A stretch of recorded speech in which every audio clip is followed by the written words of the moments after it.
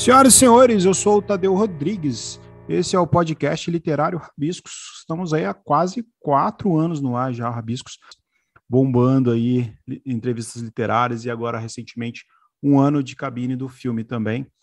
Lembrando aí que vai ter especial ao vivo 4 anos no teatro novamente, hein? Ainda não vou falar a cidade nem quem é o convidado, porque a gente está fechando ainda, mas vai rolar. Quem está perguntando aí, saiba que vai rolar. Bom, a Lua não está comigo hoje, ela teve um probleminha lá que não conseguiu gravar, infelizmente, então farei solamente eu como nos tempos antigos.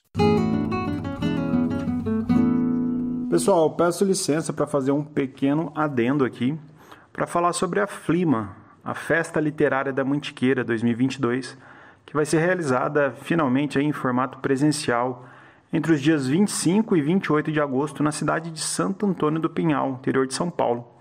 E se você quiser fazer parte da programação, que nesse ano trabalha com a decolonialidade como tema e homenageia a querida e grande escritora Conceição Evaristo, até o próximo dia 31 de julho, atenção, até o dia 31 de julho, o pessoal da Flima vai estar com o edital aberto para você se inscrever e participar da festa. Ficcionista, poeta, escritores, escritoras, quem trabalha com ilustração, acadêmicos, quem faz mediação, contadores de história, professores, quem dá oficina, músicos, performers, atores, atrizes, enfim, todo mundo aí que trabalha com a arte pode inscrever suas propostas de atividades através do site flima.net.br/edital-2022. Tá aqui na descrição também do vídeo. É isso. Flima 2022 vem com tudo, então, a ser realizado entre os dias 25 e 28 de agosto.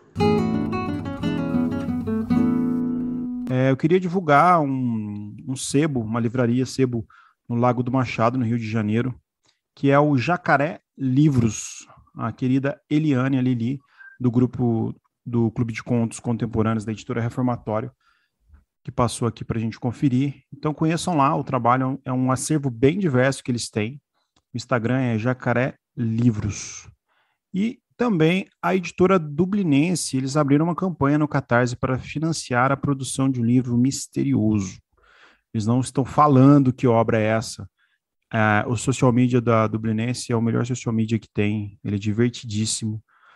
Vale a pena seguir só pelo social media, de tanto que você dá risada com ele. E eles estão fazendo um trabalho com o Catarse novamente. E aí a inevitável, nas palavras deles, é a inevitável evolução pokémônica do tag, títulos que o estagiário garante. Pois, afinal, dessa vez, trata-se de um romance internacional inédito no Brasil. E agora é a firma toda que está garantindo, não só o estagiário, todos os 7 funcionários da casa estão empenhados nessa campanha. Então você pode investir, ter brindes aí, ter algumas recompensas promocionais no catarse.me/livro misterioso. Aí ele coloca aqui, mas vocês acham que eu vou meter em uma furada dessa assim, no escuro total? E ele responde, pois tenho 2 respostas, como se você nunca tivesse se metido em furadas bem piores de luzes acesas. E a campanha vai até 31 de agosto, aniversário do Dublinense. 13 velhinhas. Olha quanta luz e que número bonito. Então eu vou deixar aqui o link do Catarse. Conheçam aí o trabalho da Dublinense, as edições são maravilhosas. E eles estão fazendo aí esse trabalho para lançar esse livro misterioso. Quem não ouviu o episódio passado foi com o Daniel Minchoni, foi sobre poesia concreta, foi muito legal. O Daniel Minchoni é um showman, foi divertidíssimo, ele apresenta um trabalho muito cênico também, com muito desenho, com muita pancada poética, valeu muito a pena. É um episódio que ficou aí marcado no Rabiscos. Conheçam ele também e a editora dele, a editora Selo do Burro. Bom, acho que eu não estou esquecendo de nada. A Lu não está aqui para me avisar se eu estou esquecendo ou não, mas acho que não. E hoje os meus amigos, queridos poetas Rafa Lima e o Bruno Leal, que a gente já está enrolando para gravar esse programa, quase que não sai hoje. A Lua me avisa em cima da hora que não vai poder. O Bruno me fala que o Uber furou o pneu. Aí a hora que ele falou furou o pneu, eu falei, vai desmarcar. Não, vai ser um pouquinho mais tarde. Deu tempo de chegar. Beleza, caras? Como vocês estão? E Tadeu, tudo certinho, meu amigo? E aí, querida? Por incrível que pareça, é verdade essa história do Uber, rapaz. Não era enrolação minha, não. Estou Mas fugindo rabiscos, hein? a gente já adiou tanto, a gente não podia adiar de novo, não. O Tinha que ser Rafa hoje tava, o mesmo. Rafa tava em São Paulo esses dias, não tava, Rafa? Eu estava em São Paulo semana passada para o lançamento de uma amiga minha, Legal. lá na Mandarina, Você e tá na Vila igual a mim. Madalena. Você tá namorando uma poeta agora. Pois é, né, cara? Isso aí é uma maravilha, eu acho. Eu também Muitas acho. poesias aí surgindo no dia a dia. As pessoas acham que vocês só falam de poesia, igual eles acham que eu e a Lu, a gente só fica falando de poesia. Ó. Cara, nossa relação é basicamente meme, Tá igual eu, então. é É tipo meme, eu, cara. e comprinhas da Shopee, basicamente. Uma vez a gente abriu uma caixinha de perguntas aí, várias mensagens assim, ai, que legal, vocês ficam lendo poesia junto. Não, não é bem isso que a gente faz junto, não. Mas é Não, até ler, divertido. assim, a gente lê bastante juntos, hein? Tem livros Aham. espalhados pela casa, mas Não só, né? não só, mas também. Bom, vocês sabem que eu admiro vocês, pô, a gente se tem a honra de se trombar na internet, né? Pessoalmente a gente se viu uma vez só, foi na Flip, né, em 2019, pré-pandemia, antes do mundo acabar. Sim. Foi a última Flip, inclusive, agora que volta, esse ano, 2022.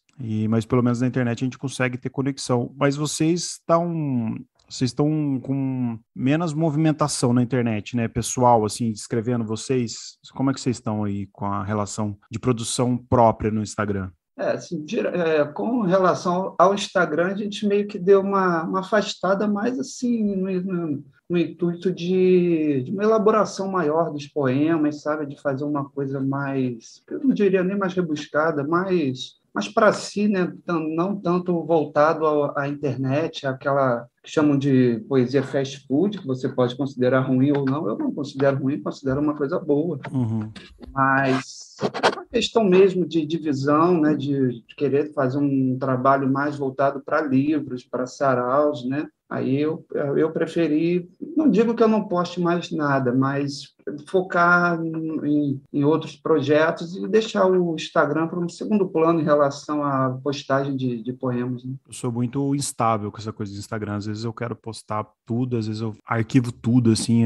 Tem essas vantagens e as desvantagens na rede, né? E você, Rafa, você tá como a sua produção ainda para a internet? Pois é, Tadeu, eu optei por produzir no meu tempo, né? Que é uma coisa importante também, assim, de você respeitar o seu tempo de produção artística, né? E eu não posto mais quase nada, assim. Às vezes eu posto uma poesia que eu faço, ou para alguma foto, mas assim, mais porque saiu ali na hora alguma coisinha, eu posto. Mas assim, trabalho profissional tenho dedicado mais tempo a essa produção mais profunda de respeitar esse tempo artístico mesmo, né? De escrever quando tem alguma coisa para escrever e não escrever por escrever, né? Vocês são de um tempo da internet lá nos primórdios também, quando começou essa coisa de ter poesia no Instagram, vocês já tiveram perfis grandes, né? Bastante acessado, vocês acabaram sendo conhecidos também pela produção de vocês. Como que vocês veem, assim, cronologicamente, como tudo começou na época, como foi caminhando, como está hoje, como que vocês analisam o Instagram e literatura, assim? Eu falo Instagram, mas é a internet de modo geral. Eu comecei a escrever na internet, salvo engano, há 12 anos. Eu comecei com Olha só, blog, né? A época dos blogs, né? Onde o termo blogueiro, né? Era de fato quem tinha um blog, né? como que chamava o seu blog? Mas era Bruno Leal mesmo. A Brunel mesmo. Eu nunca tive um pseudônimo, né? Sempre foi Uhum. meu nome mesmo. E comecei com as crônicas, né? O meu início literário mesmo foi com as crônicas. Eu ainda pretendo, né, retomar, tá no hiato aí, porque a poesia ganhou meu coração, né? Então, hoje eu sou somente dela, mas eu pretendo voltar à crônica também. E a poesia, eu acho que ela chegou mesmo mais no Instagram, onde você realmente tinha que colocar uns pedacinhos, né, algo menor. Eu botava no início uns pedaços das minhas crônicas, né? Só que como o Instagram, tirando a parte da legenda, né, a parte do card, você tem que fazer algo de fato menor para conseguir um acesso mais rápido, mais direto no público. Aí a poesia foi surgindo, eu fui começando a entender mais a poesia, procurar mais, me aprofundar, aí me apaixonei. Aí a crônica ficou um pouquinho encostada. E você acha que mudou como, Bruno? De lá para cá, o que você acha que você sente de diferença? Ou você acha que está mais ou menos igual? Em relação a, não entendi. Mas como que você acha que o Instagram evoluiu literariamente? Assim, você acha que chegou a banalizar ou você acha que Olha, a tem muita literatura coisa continua? boa, sim. Tem muita gente produzindo coisa boa, poesias boas, mas também tem o outro lado, né? Tudo que bomba, tudo que fica muito grande, você tem o outro lado das pessoas que têm, digamos, pouco apuro com a poesia, né? Escreve algo assim que, não sei se raso é a palavra mais correta, há de ser muito interesse do próprio autor em aprofundar mais, né? Me dá essa impressão. Às vezes tem um fenômeno que eu vejo, às vezes, do poeta ou da poeta que querem escrever, mas ao mesmo tempo não consomem tanta poesia, né? É mais pelo hype mesmo. Acho que agora menos, mas antigamente tinha um hype de ser curtido, né? De ter muitos seguidores, né? A gente vê, sei lá, o Zac, aí, que tem 1 milhão de seguidores, né? Que é um querido amigo também, já teve aqui várias vezes. Eu falo para ele que quando começou esse negócio de poesia na internet era só Mato e o Zac, né? E você, Rafa, como que você vê esse caminho, cara, literário da internet? Assim, você que também escreve faz tempo. Tadeu, assim, tem os dois lados, assim, né? Quando se começou lá atrás, eu acho que tinha muita gente publicava e eram pessoas que tinham esse amor pela literatura mesmo, pela poesia e que queriam compartilhar, né? Eu acho que em algum momento virou, como você mesmo diz, um hype assim, começou a ser por curtida ou por fama, né? E aí eu acho que a coisa se perdeu um pouco, assim, talvez. E como toda Você escreve há produção, quanto tempo? cara, eu escrevo desde 2015, 2016. Faz tempo também. É, eu tive um contato muito tardio com a literatura, né? Porque eu não tinha acesso à literatura na minha casa. Então, Olha só. todo meu mergulho no mundo literário foi freestyle, assim, totalmente. Um dia eu peguei e procurei assim os 10 ganhadores do Nobel de Literatura. Assim, peguei 10 e comprei todos os livros e comecei a ler, porque eu Olha resolvi que eu só. queria ler. Então, assim, o meu Tinha quantos contato, anos? cara, eu tinha uns 27. Nossa, foi Eu tenho tardio mesmo. 38. Assim, na minha casa não tinham livros, assim, não era a cultura da minha família, uma família de classe média baixa, né? Uhum. Assim, não tinha uma cultura de literatura na minha casa. E o meu contato profundo com a poesia se deu pelo Bruno também, né? Que o Bruno sempre teve esse contato maior, tem um conhecimento muito, muito grande também de autores e tal, principalmente poesia contemporânea. E aí ele foi me apresentando, assim, foi quando eu comecei a ter um contato mais pesado, e aí que do Nascimento da Chave, que foi um projeto do Bruno, né, que ele criou, e depois ele me convidou para participar. Mas voltando à sua pergunta, sem querer adiantar já o tema, né, que eu O já estou tema. adiantando, eu acho que quando virou esse hype da internet, se perdeu bastante assim, o conteúdo, porque você produz arte por demanda, isso é um problema muito grande, né, que você tira bastante você desrespeita o processo criativo, o que eu acho, assim, quando você produz por demanda. Então, eu vejo muito isso, assim, por curtidas ou por alcance e tudo mais, as pessoas acabam desrespeitando o próprio processo criativo.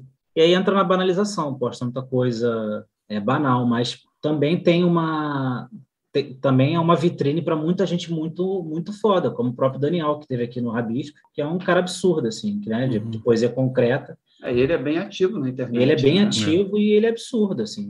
O que ele faz não dá para. Então também é um cara que talvez se não tivesse esse meio, que é um meio, né? Uhum. A gente não teria tanto acesso assim. Então acho que as redes têm que ser um meio, né, para a literatura, não o fim da É, literatura, né? O eu fim concordo com desse você. meio. Eu acho que o Rabiscos existe como podcast de literatura contemporânea por causa da internet, né? Principalmente, porque a gente consegue fazer todas essas trocas. Eu tenho amigos hoje no Brasil todo, eu consigo conversar com o Brasil todo por causa da internet também, né? Isso é uma coisa que faz um enlace, um intercâmbio cultural muito grande, né? A gente teve recentemente, até achei que eu fosse encontrar vocês lá, no Bienal do Livro de São Paulo, que a Babi aí do Rio organizou um sarau, assim, foi incrível. A gente se encontrou praticamente pela primeira vez, a maioria das pessoas que estavam lá. Então, isso eu falo, que legal. Às vezes, sei lá, tem poeta que você não se identifica tanto, tem poesia que você não se identifica tanto, mas por outro lado, está acontecendo, né? A literatura é isso, o nosso momento de produção literária também, isso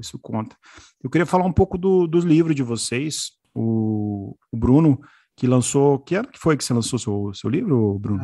Foi em 2020. 2020, que é o Antes de Reconhecer as Flores, que saiu pela editora Chiado. E você também tem poemas aí publicados em antologias e tal.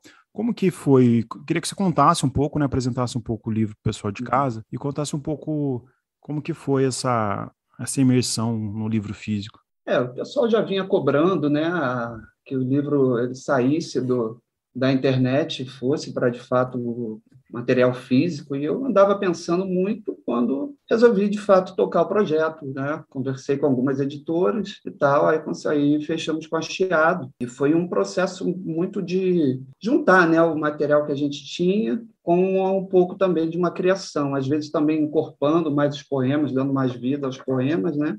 Foi mais ou menos assim. Foi até meio curioso, que eu sempre pensei, né? Acho que quando eu lançar um livro de poemas vai ser assim, vai ser uma complicação na minha vida, vai ser uma dor, assim, porque assim, para você conseguir chegar, né, no poema, nas ordens, né? E no início não, foi até muito fácil. Entreguei o material para a editora, e quando a gente já estava em vias de fechar para imprimir mesmo o material, eu falei, não, para, tá tudo errado, segura. Os caras queriam te matar. Aí eu fiquei tipo um mês e meio assim, totalmente imerso no que eu queria de fato mostrar, né? Houve um entendimento maior da minha parte do que eu queria entregar no livro, então fiquei assim, um mês e pouco, assim, 10, 12 horas do dia jogado mesmo naquilo, sabe? Foi assim, foi início de pandemia, iniciozinho mesmo, assim, aqueles primeiros meses, março, abril, maio, acho que foi até maio, assim.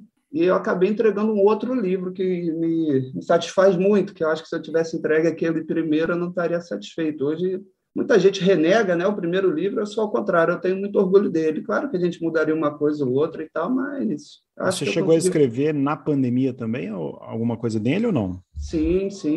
Eu acho que mais ou menos 1/3 do livro foi escrito na pandemia, mais ou menos. Então você pegou esse pavor que a gente sentiu no começo ali, né? Porque no início a gente não sabia o que era, né? Eu queria muito ter feito o lançamento presencial e tal, já tinha conversado sobre livrarias, e calhou de ser no período da pandemia, a gente não sabia, aquele início a gente não tinha noção do que seria, né? Do tempo que levaria, e acabou sendo um lançamento online também, que eu penso que acho que o lançamento presencial ele ajuda muito nas vendas, né? Você consegue reunir seus familiares, seus amigos. Os primeiros leitores ali, né? O lançamento virtual, por mais que tenha uma ajuda da editora, não é a mesma coisa, né? Mas é tudo uma questão de adaptação, né?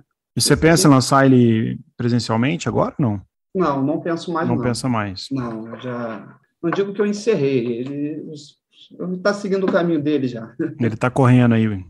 Onde que o pessoal acha ele? Oi? Onde que o pessoal acha ele? Olha, pode ser tanto no site da editora Chiado, ele está nas livrarias da Travessa também, né? Legal, eu adoro esse nome do título. Antes de Reconhecer as Flores, é bem bonito mesmo. Ele já é uma poesia ali na capa, né? Na verdade, ele era um título eu estava em dúvida no título do livro, aí eu fiquei lendo, vou ler o título dos poemas, né? Aí, de repente, eu achei ele, falei, pronto, tá aqui, já estava aqui dentro de mim já o título. Já estava nascido e crescido. Era só ser descoberto. Muito bom. Ô, Rafa, você tem seu livro também, o Poço do Fim do Mundo. A gente tem algumas semelhanças, que você também é formado em Direito, como eu, nascido em 84, como eu. E eu também. Você também é nascido em 84, Bruno? Formado em Direito. Então nós estamos aqui, um papo de compadre. E a Lua também é nascida em 84. Como os que advogados foi? de 84. Eu não sou advogado, né? Servidor público. Eu também. Vocês formaram em Direito, vocês dois? Sim. Olha só. A gente não é feliz, então. Inclusive, eu conheci o Bruno através de um colega lá do gabinete, que eu trabalho, né? Servidor público, que me falou, pô, teu amigo escreve poesia e tal, o Bruno Leal. Aí eu comecei a seguir ele e a gente começou a ficar amigo. Daí, vocês são amigos? Há quanto tempo que vocês são amigos? Tem um tempo já, né? Foi por aí, acho que 2017. 2016. Tem um tempão já. A gente participou do primeiro sarau aqui no Rio que a gente organizou, na época, com o Babi também. Isso acho que foi em 2017 ou 2018. 2017. Foi? Já era coloquiar? Já não? Não era coloquiar, mas era foi... não sei o que, arte, com sua arte. Não, também não era Não, esse. Era o nascimento, né, desses eventos criados pela Babi, que hoje são tão grandes, tão bonitos. Foi uma sementinha, né, que a gente ajudou Pô, lá. faltou vocês em São Paulo falando isso. Isso é Pô, legal. cara, eu Na queria muito ter, nós próxima. tínhamos acabado de voltar, né? Então, Pois assim, é, Pois cara. é, eu fui também, eu fui 2 semanas antes, Rafael foi uma e o evento foi naquele. Nossa, que sacanagem. Mas no próximo a perdemos gente também a vai. Matilde Campilho lá na Travessa, né? É, Com eu não aquela fui na fila Matilde. quilométrica. Ela foi 4 horas e eu fui no lançamento de um amigo meu lá na Ria Livraria. Aí o Chico Sá lançou um livro lindo, inclusive A Falta, já li. Aí bateu o horário, eu fui lá rever os amigos e o Rafa Cavalcante também, que tava com saudade dele. Então Pô, eu acabei maravilhoso, né? Rafa é maravilhoso. maravilhoso, acabei trocando a Matilde pelos amigos. Acho que fiz uma boa troca. Matilde eu vejo em outro momento. Ô, Rafa, e sua produção de livro físico, como que é? Esse seu livro você lançou já tem um tempo já, né? Então, não, esse livro saiu ano passado, Tadeu. Esse livro Ah, ele esse do ano saiu na passado. pandemia, Você escreveu ele na pandemia também? também, assim. Uma coisa que eu senti, assim, você que trabalha com direito, né? Assim como eu, no dia a dia, na rotina do dia a dia, era muito difícil escrever alguma coisa, assim, porque era uma correria danada, né? E numa É. cidade grande como o Rio, você fica 1 hora indo para o trabalho, 1 hora voltando, assim como você também, eu sou motociclista, né? Motoqueiro não, motociclista. E, Motociclista. É verdade, mas essa semelhança nossa. quando eu era mais novo, eu ia de ônibus para o trabalho e escrevia muita coisa no ônibus, né? Pela janela do ônibus, você vai observando a cidade e você vai anotando, assim, algumas coisas vão Uhum. surgindo, né? Mas quando você passa aí, como eu passei de De moto, eu não moto. conseguia mais observar nada, porque na cima da moto, se você observar alguma coisa, né? Cai, né? É chão.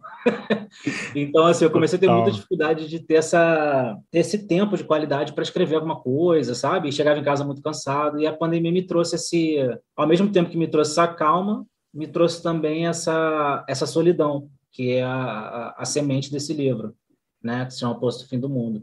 E a partir desses dois pontos, né, de partida, que é a solidão e o tempo, nasceu esse livro, através das observações que eu fazia da janela da minha casa, né? Da varanda da minha casa, que era o máximo que eu podia sair. Que aí E você ficou o período home office também.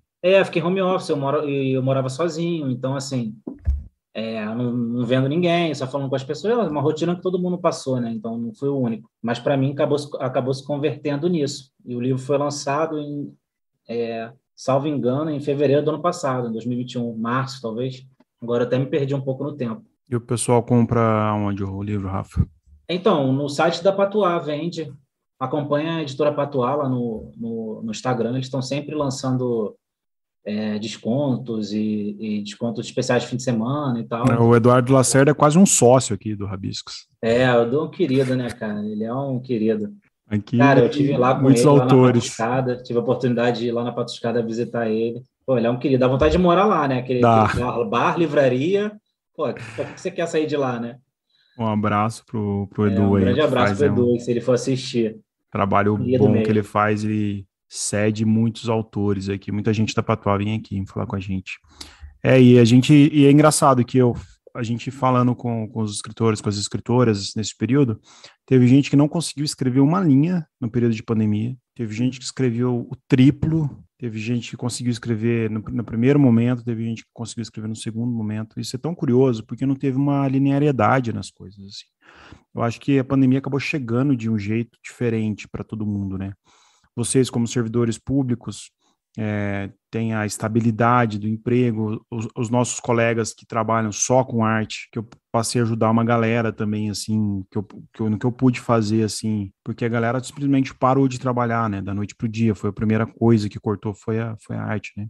Esse governo não está muito preocupado com a arte também, né? E eu acho que esse encontro plural das pessoas é muito curioso, assim, eu acho que marca muito também a pandemia, né? Essa forma de cada um encontrar. E Eu vocês, como tive, amigos. eu tive, Tadeu, Pode essa falar. facilidade que você falou. Esse livro nasceu no primeiro período da pandemia, né?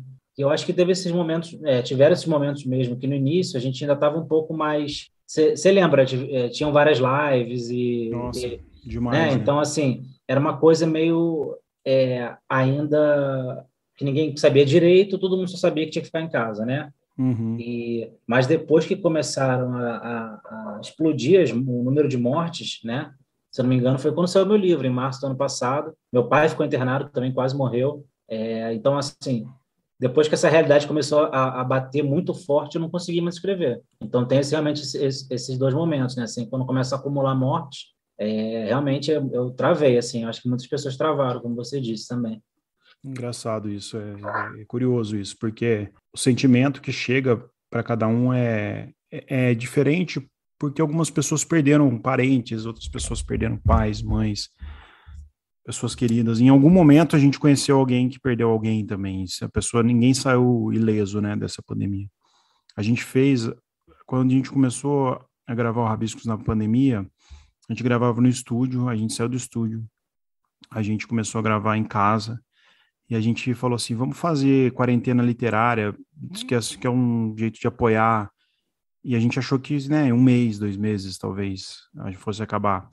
Aí quando eu já estava indo para o 3º mês, falou, não, o Rabisco já virou a quarentena literária, não é mais quarentena, não é uma sessão, já é uma coisa preocupante, assim, né?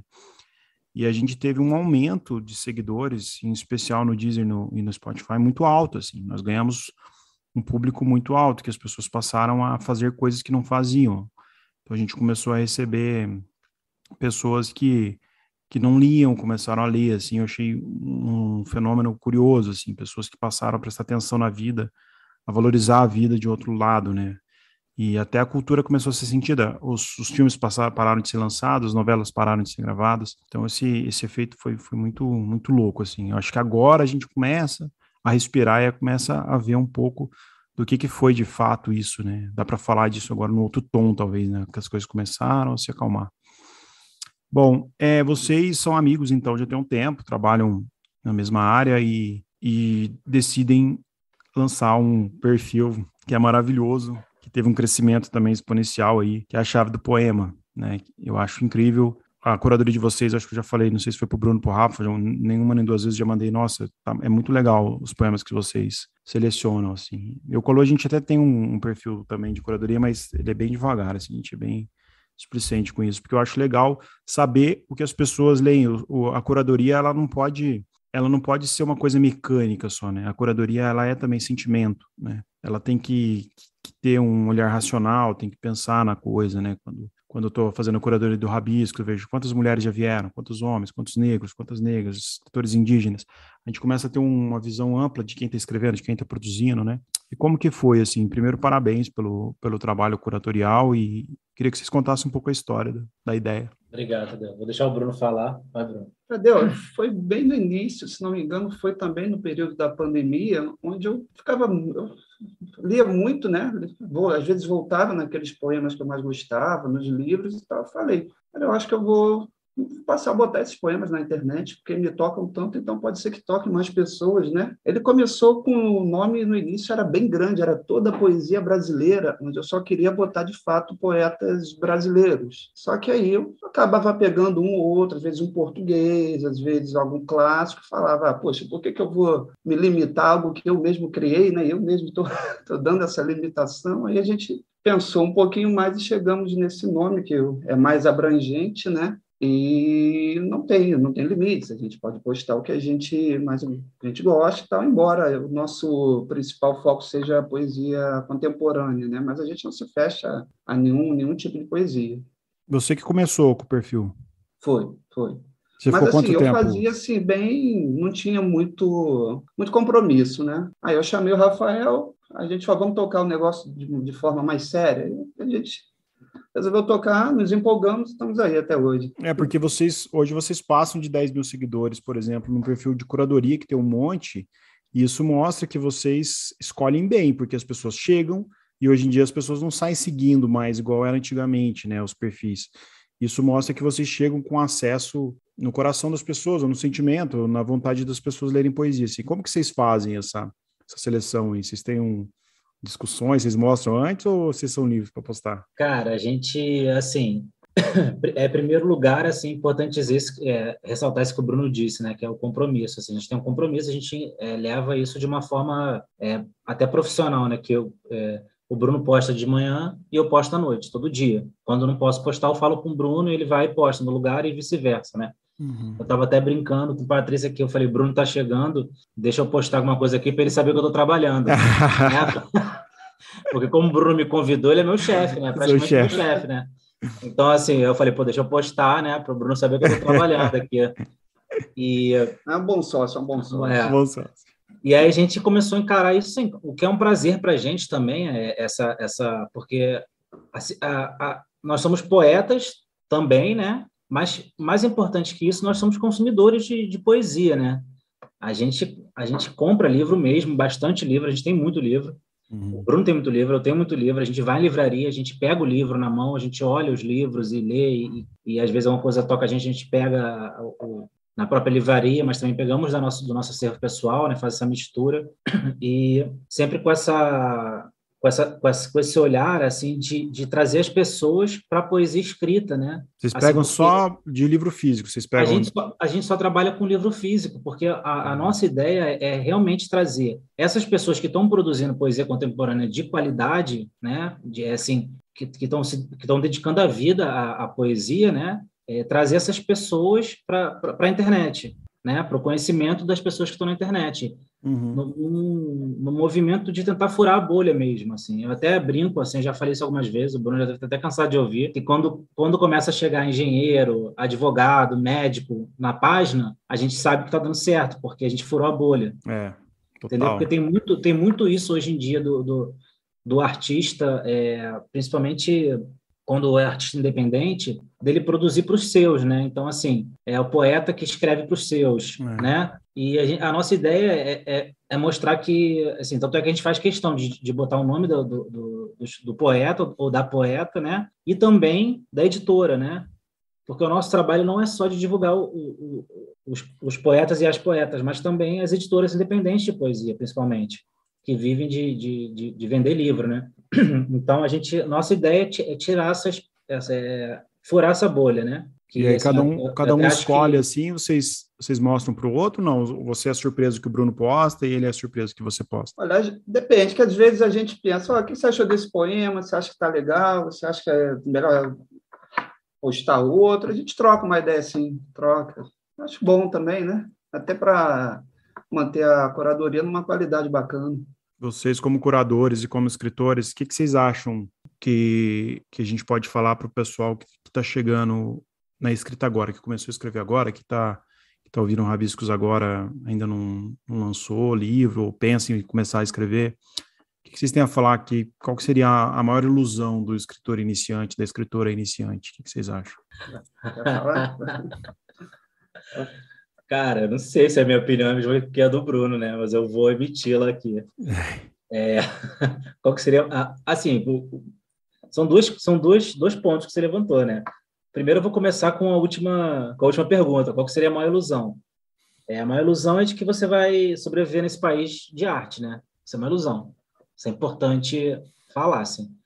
Essa, pelo menos é a minha opinião pessoal, mas eu acredito que muita gente comungue dessa opinião. Nesse país é muito difícil sobreviver de arte, então se prepara para passar por maus bocados, né? Ou então buscar atividades paralelas para você poder produzir a sua arte, né? No caso a poesia, com a tranquilidade devida, né? Assim, sem apressar as coisas. E um conselho que eu daria é assim, antes de você começar a escrever, leia, né? Leia bastante. Você pode até escrever, mas assim, nunca deixe de ler, né? Principalmente poesia contemporânea, porque é muito importante você, enquanto artista, enquanto poeta, conversar com quem está escrevendo nesse momento no mundo, né? Nesse recorte temporal, histórico, você conversar com essas pessoas. Então, leiam os poetas contemporâneos, leiam os poetas vivos, né? Aqueles que estão escrevendo hoje, para você conversar com essas pessoas, saber o que está sendo escrito, o que está sendo feito, porque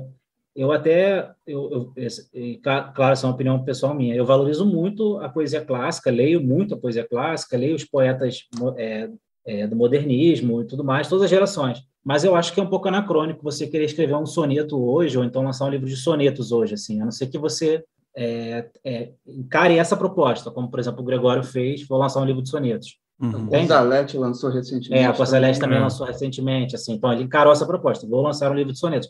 Mas a poesia dele não é uma poesia, entende? Assim, congelada nessa forma. Então, assim, veja como os poetas de hoje estão escrevendo, os poetas contemporâneos, e dialogue com eles. Isso é mais importante para poder manter a arte viva, né? A arte conversando sempre e crescendo sempre. Conversando com o seu momento, né?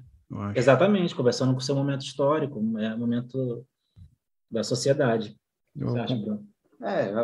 Quando a gente trabalhava mais lá no Instagram, né, a gente abria a caixinha de perguntas, o pessoal sempre perguntava, uma dica para quem está querendo começar a escrever era muito simples. Leia 20 vezes mais do que você escreve, né? Lê um livro para cada página que você escrever. É basicamente isso, é leitura. Conforme a sua leitura vai aumentando, seu leque de conhecimento vai aumentando, isso vai se refletir na sua própria literatura, né? No seu jeito de escrever, no que você pensa em escrever hoje, amanhã talvez não seja a mesma coisa, então a evolução ela vem a partir da leitura, né? Eu acho que é o primeiro ponto e o principal, e a partir daí você vai encontrando, você pode fazer, de fato, oficinas, né? A gente tem muita oficina boa na internet, né? Sempre tem um caminho, mas ele sempre vai sair da leitura, né? Sempre vai partir da leitura. Eu concordo também com o Rafael quando ele diz que a dificuldade de sobreviver, né, da literatura. Eu já disse que quem se arriscar a viver de literatura vai sentir fome nesse país. Agora, quem se arriscar a viver de poesia vai morrer de fome, é um fato, né? Porque, infelizmente, a gente sabe que é isso, é muito difícil você atingir um nível de venda de livros que te dê a chance de um sustento, né? Você pode pegar os grandes poetas antigamente, né? Você, por exemplo, Drummond, servidor público, Quintana, jornalista, né?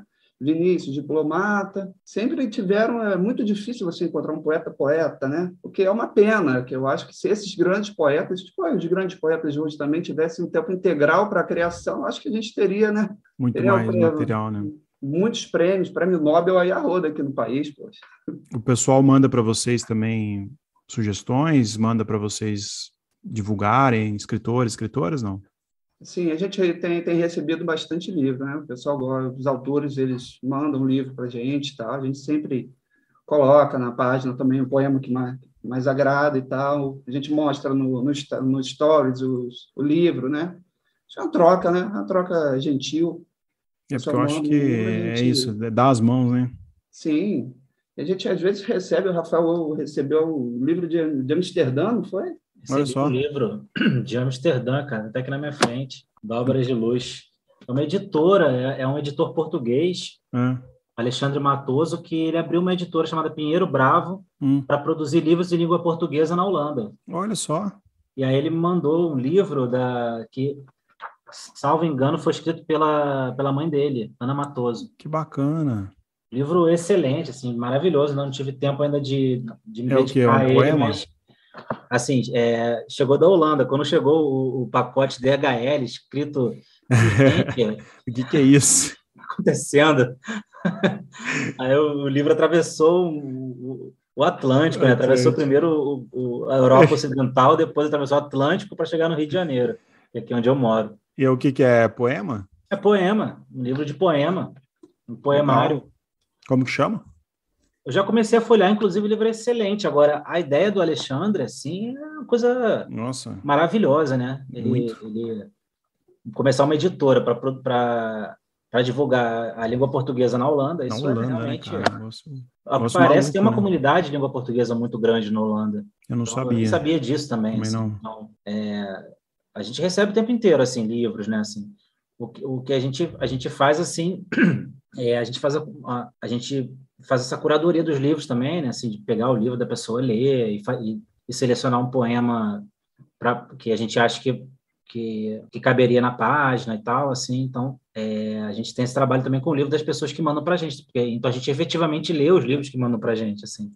Legal isso. Entende? Assim, a gente pega o livro e lê ele todo, vai conhecendo o trabalho. Então, se dá a oportunidade também de apresentar pessoas que não estão no circuito, ou que não estão nas livrarias, ou que estão publicando independentes. Então... autores fora aí do grande centro, né? Rio, São Paulo, Sudeste, de forma geral, né? Eu recentemente recebi o livro do poeta Léo Prudêncio, que veio do Ceará, né? A gente tem poetas de Roraima publicados também. Legal. Assim, a gente, por morar no Rio de Janeiro, assim, a gente acaba tendo mais acesso aos livros mesmo do polo, ainda que sejam independentes aqui do polo carioca, né? Da cena, né? Da cena carioca, da cena paulista, mas a gente sempre se preocupa também em encontrar, vamos pegar um poeta agora do Sul, vamos tentar um poeta do Nordeste, um poeta mais do Sertão, um poeta do do norte, né? A gente tem essa preocupação. Faz o papel de curadoria mesmo, né? De Sim, preocupar com isso. A preocupação também com as linguagens, né? E as outras regiões estão utilizando também. Hoje em dia não dá para a gente errar mais com algumas coisas, né? Você não pode fazer mais uma página dessa, não chamar mulheres, ter paridade, você não pode mais fazer uma página dessa, não valorizar os escritores regionais de outros lugares do Brasil, né? Eu sou de Minas, sou do interior de Minas, e eu sei que o eixo Rio-São Paulo é uma coisa muito forte ainda, né? Só que as pessoas estão começando a se preocupar com isso, estão tendo outras vazões também, né? Sim. Acho que é o acesso que é o mais difícil, né, Tadeu? Porque o nosso país ainda tem isso. Até eu não lembro de quem que eu ouvi falando isso, que regionalista é quando é fora do Rio e São Paulo, né? Fora do Sudeste isso. É literatura regionalista, quer dizer... Regionalista para quem, né? Da onde eles estão, não é regionalista, né? Então, assim, né? Só que a nossa grande dificuldade é o acesso mesmo a essas produções, assim, que o Brasil é um país continental, né? Mas tem uma coisa que eu e o Bruno, depois que a gente começou a fazer esse trabalho de curadoria, é assim, sempre que a gente viaja para algum lugar, um dos pontos turísticos são as livrarias, né? Assim, a gente marca lá, assim, pontos turísticos, livrarias, sebos, e a gente vai atrás. A gente vai atrás. Então, eu estive em Curitiba, fiquei um mês lá, fiquei procurando poetas locais, assim, postei até bastante coisa. O Bruno também, quando viaja, né, também vai nas livrarias. Agora eu estou querendo ir para Bahia, quero visitar o pessoal da Paralelo lá, que tem a livraria... Esqueci o nome agora, acho que é... 13S. A Paralelo 13S, que é a editora lá da Bahia. Estou doido para lá conhecer a livraria deles. Estou querendo também ir a BH, que tem aquela livraria lá muito boa, lá no... Agora estou esquecendo os nomes. Scripto? Aqui vai ser o lançamento da Ana Staregui. Não sei. Lá eu conheço a Scripto, na Savassi. A Scripto na Savassi, né? Então, fazer esse trabalho assim, a gente viaja também, acabou sendo uma oportunidade de a gente viajar e conhecer outras cidades para poder pegar esse acervo também fora do eu tô indo para Manaus mês que vem, então pretendo explorar bastante lá. Legal, Manaus, olha que bacana. Bem bacana, bem legal. É isso que o Rafa falou, é muito verdade. A gente fala de literatura regional e parece que a gente estava falando de uma literatura que não é da nossa casa aqui, né, na região do Sudeste. Eu entrevistei um pessoal, o Alisson Monteiro e o Silvano, que são queridos também. Eles têm uma editora exclusiva em publicar os autores de Caruaru também, chama A Relique, a editora deles. E eles falaram bastante disso, assim, do poder de fazer publicações sobre variados temas, não ficar focado no sertão, no Nordeste e tal. Ter também outras linguagens, né? Poder falar sobre tudo também, né? E para mostrar aí a força dos escritores, das escritoras que tem, né? Acho que a curadoria viaja por aí, vocês fazem um trabalho belíssimo também. E o que vocês pensam no futuro agora? O que vocês estão escrevendo mais livros? O que vocês estão pensando?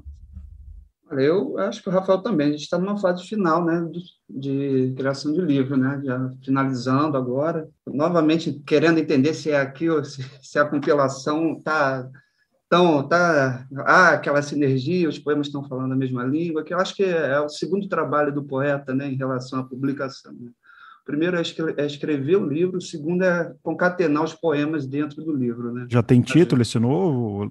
Não, a gente ainda, pelo menos eu ainda estou com algumas ideias, algumas são bem ruins, algumas vão para a próxima etapa, né? Vamos ver se a gente vai chegar no... Mas está assim, eu estou num processo de finalização de livro, vamos ver se até o final do ano consigo, não digo botar já no circuito, mas pelo menos já está com alguma editora finalizada, né? Ah, legal. Tem o lado da curadoria que as pessoas não sabem, é que quando você começa a ler muitos poetas, começa a afetar o teu trabalho, assim. Inclusive a tua autoestima, né? Você pega a ler um poeta e tu fala assim, pô, amigo, o que eu vou escrever? Caralho, né? Sabe? Vou escrever depois disso, né? Eu sou muito fã da Marisa Bel Iori. Eu leio ela e falo assim, cara, não tem mais nada pra que eu vou escrever, entendeu? Assim, sabe o que eu tenho para dizer, sabe? Então, assim, isso também afeta muito o trabalho, porque você acaba achando que os teus poemas nunca estão prontos ou que nunca são bons o suficiente, né? Então, tem até aquela... Você lembra, Bruno, quem que falou isso? Não sei se foi alguém famoso que falou que quando você vai escrever um livro, tem que ler pessoas ruins, né? Para não afetar a tua autoestima. Foi alguém famoso que falou isso, agora eu não lembro. Então, assim, são trabalhos da curadoria que as pessoas não sabem. Você começa a ler pessoas tão maravilhosas, assim, que você começa a repensar a sua própria arte, né? Então, isso é uma dificuldade. Os livros demoram um pouco mais para nascer. Mas o meu também está em fase final de elaboração, assim, passado esse período da pandemia, né? Assim, o período mais crítico, né? Mas a pandemia passou, mas a gente continua no momento crítico do país, né? Assim, tem sido um ano muito difícil. O número de casos de enfermidades mentais aumentou exponencialmente. Pessoas com ansiedade, depressão, pessoas com ansiedade, né, que não sabem nem por que estão com ansiedade, porque parece que está tudo certo na vida. Esse caldeirão que a gente está inserido, né? Ele ainda está acontecendo.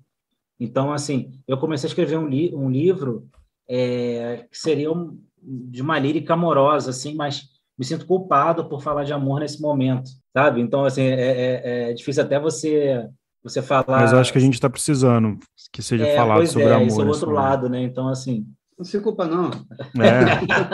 É bobeira. Culpa não. É porque é como se você tivesse só que escrever poesias sociais, políticas, né? Porque o país está um caos. E eu sempre gostei muito de poesias sociais e políticas, sempre foi a minha veia mais forte. E eu quis sair da caixa, né, e escrever um livro um pouco mais lírico, talvez, assim, por assim dizer. Mas falar sobre amor é resistência política também.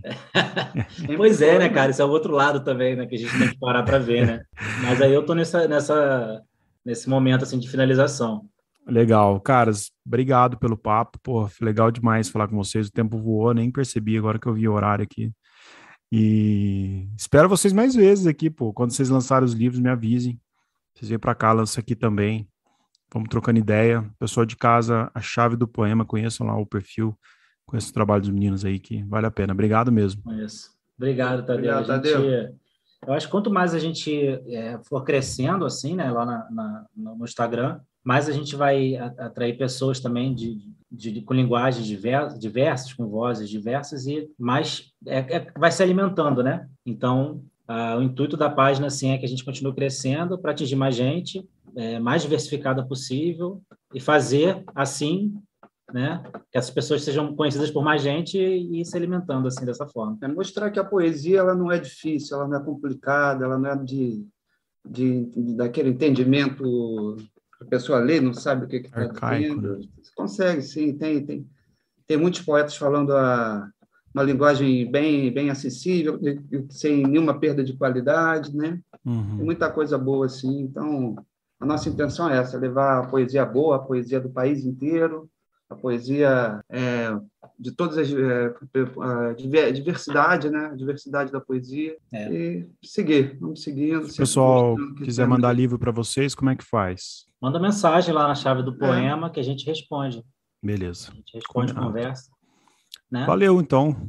Pessoal de casa, obrigado por estar com a gente. Dúvidas, reclamações, sugestões, podcastrabiscos@gmail.com. Quinta-feira tem Carol Pedrosa com a Cabine do Filme. É isso. Valeu a todos. Bom dia, boa tarde, boa noite.